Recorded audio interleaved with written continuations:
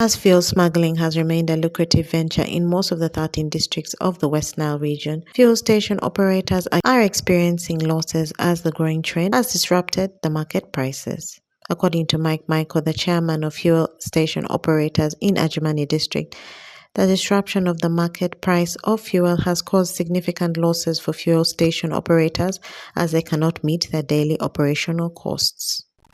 After selling all the properties that I had, my lifetime saving money had been dumped into the business, only to realize that the market is flooded with people who sell fuel that is outside, I think, Uganda, dotted almost everywhere, in front of the stations, everywhere in town. You see petrol business going on. Boys, girls, men, everybody is selling petrol. This petrol, we understand, comes from Sudan. I don't know how true it is, but evidence has it that if they were to buy within Uganda, they would be buying at the same price with us. We would have no problem with it. We would take it as a normal competition. But the fact that this petrol is cheaper than ours and comes from somewhere raises eyebrows. We are doing badly, very, very, very bad. Imagine a petrol station selling 100,000 per day, yet you have got electricity to pay, you have got workers to pay, you have got all the necessary expenses to cover. A petrol station, the one I operate, runs below break-even point. And I don't know how the future will look like. Mike Michael further stated that at this rate, they rather join the fuel smuggling as there is need to make a living to cater for their families' responsibilities. We are still tormented by the fact that you have put all your savings there and you are not getting anything out of it. If you are asking what would I do as an individual, the saying goes that if you cannot beat your enemy, you better join him. So if smuggling is our enemy and we are not able to beat it or we are not able to combat it, then me personally, I feel I am going to join it. I better join it and get what I want, because I cannot see my children out of school. I cannot see my house being disorderly because all the money I had has been dumped into a business that does not bring back returns.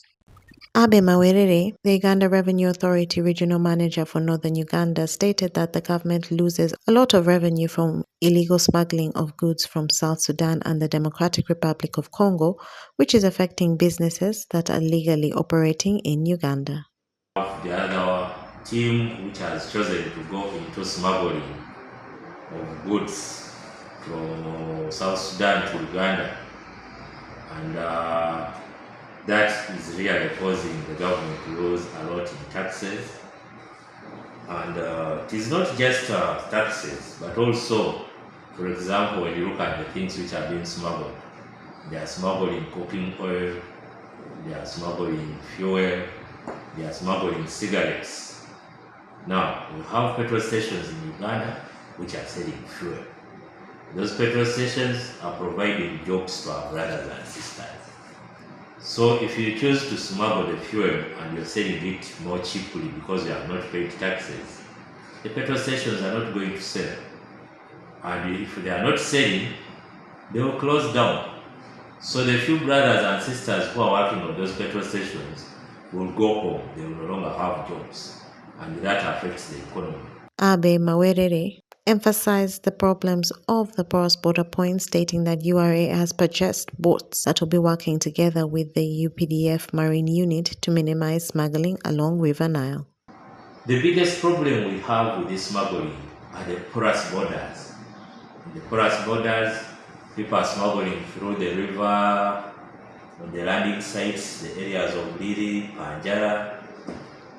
And we have been struggling with that problem because as URA, we did not have ability to patrol the river line. But I have some good news. Uganda Revenue Authority has purchased some boats, some new boats recently, around 5 of them. And one of those boats we are bringing it here in northern Uganda.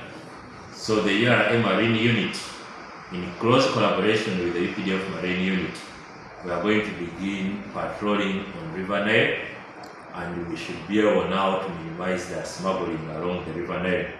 According to the Uganda Revenue Authority 2023 report, the government of Uganda loses about 3 billion shillings daily in fuel taxes across the country, with the illegal fuel trade being the main contributor. Reporting for West Nile Television, Onzima Alan, Okumuringa Christine, Nilecast.